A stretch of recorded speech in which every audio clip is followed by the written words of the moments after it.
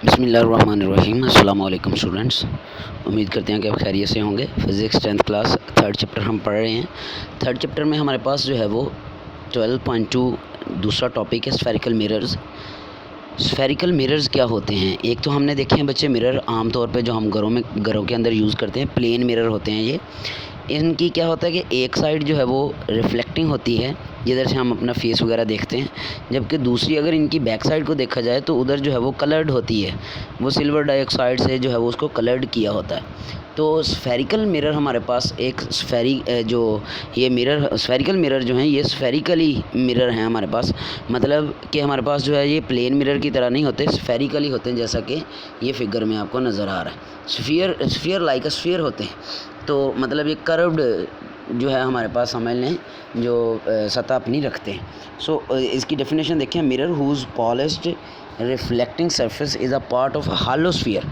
ऐसा मिरर जिसकी पॉलिश या रिफ्लेक्टिंग सरफेस जो है ये एक हालो स्फीयर का, ग्लास का या प्लास्टिक का हिस्सा हो, ऐसा स्फेरिकल मिरर कहलाता है। ऐसा मिरर जो है स्फेरिकल मिरर कहलाता है।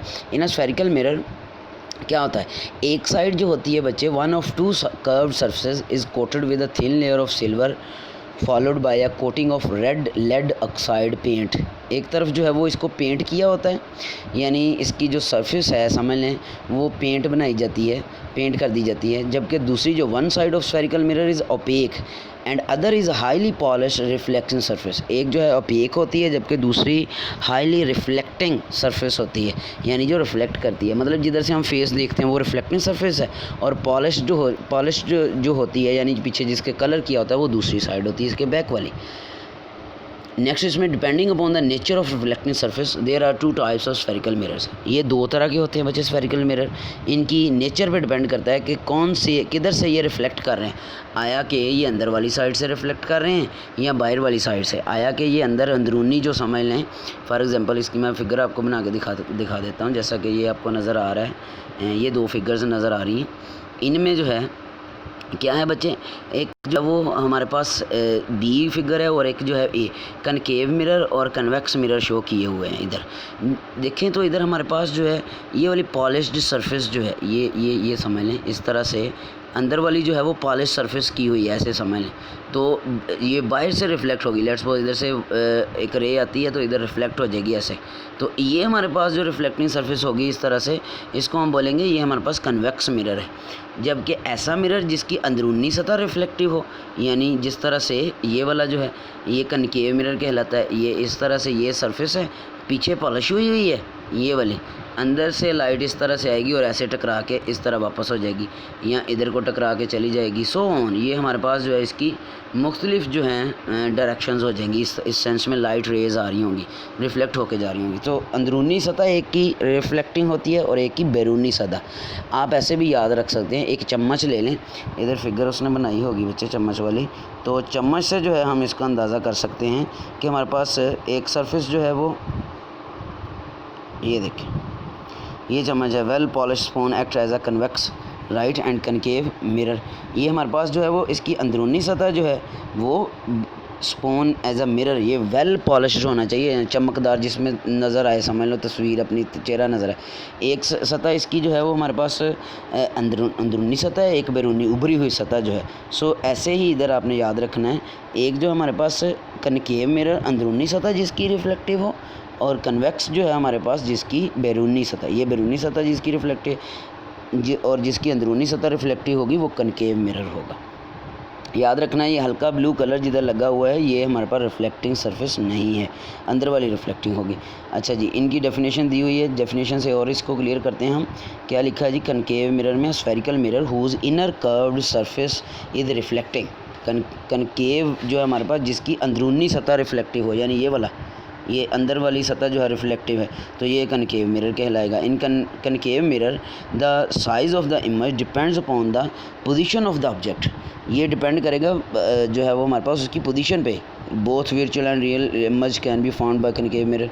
वर्चुअल हकीकी और रियल भी हमारे पास इसी सेंस में लेते हैं हमारे पास कि जिसको हम जो है वो देख सकते हो, टच भी कर सकते हो रियल, और वर्चुअल जिसको हम सिर्फ जस्ट जो है इमेजिन कर सकते हैं, हकीकत में वो कोई उसका जो है वो नहीं होता वजूद जो है। तो ये कनकेव मिरर हो गया। कन्वेक्स मिरर वो mirror, spherical mirror whose outer surface is reflecting, यानी आउटर सरफेस जिसकी रिफ्लेक्टिंग होगी ये वाला, वो ये कन्वेक्स मिरर कहलाएगा। कन्वेक्स मिरर में size of the image is always smaller than the size of the object, यानी इमेज जो है वो हमेशा जो ऑब्जेक्ट है उससे छोटी ही बनती है। तो ये कन्वेक्स मिरर हो गया जी। Only virtual and erect image, इसमें जस्ट हमारे पास वर्चुअल और इरेक्ट मीन सीधी इमेज जो है बनती है, ये जो कन्वेक्स मिरर होता है। सो पोल, इसके आगे है जी हमारे पास पार्ट्स, मतलब इसके जो है वो पॉइंट्स कौन कौन से, जैसा कि आपको फिगर में भी नज़र आ रहा है। सेंटर ऑफ कर्वेचर है, पोल है हमारे पास, मैं इसको क्लियर करता हूँ जी। ये पोल है हमारे पास, ठीक है, बिल्कुल ये स्फेरिकल मिरर का सेंटर जो होगा ये पोल कहलाएगा, ठीक है। फिर ये हमारे पास सेंटर ऑफ कर्वेचर है। स्फेरिकल का ये जो सर्कल स्फीयर है इसका सेंटर जो है ये हमारे पास सेंटर ऑफ कर्वेचर कहलाएगा जी। फिर इसके बाद जो है वो रेडियस आ जाएगा हमारे पास, रेडियस ऑफ कर्वेचर, यानी ये वाला जो रेडियस होगा हमारे पास, और इसके अंदर एक प्रिंसिपल एक्सिस हमारे पास होगी।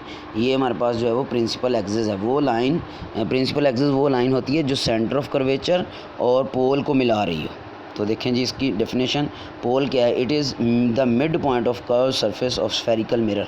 ये मिड पॉइंट है जी, स्फेरिकल मिरर का मिड पॉइंट जो है वो पोल कहलाता है, और इसको हम वर्टेक्स भी कहते हैं, VERTEX, वर्टेक्स भी कह देते हैं। सेंटर ऑफ कर्वेचर क्या है, C, spherical mirror is a part of a sphere, ये हमारे पास एक स्फीयर का पार्ट होता है, तो जो सेंटर होता है स्फीयर का वो सेंटर ऑफ कर्वेचर कहलाता है। छोटी छोटी डेफिनेशन बहुत ईजी है, याद रख लेनी बच्चे। रेडियस ऑफ कर्वेचर क्या है, रेडियस है ये स्फीयर का जो रेडियस होगा उसको हम रेडियस ऑफ कर्वेचर बोलेंगे। स्फेरिकली मिरर का जो हिस्सा है जिसका उस स्फीयर का जो रेडियस है वो रेडियस ऑफ कर्वेचर कहलाएगा।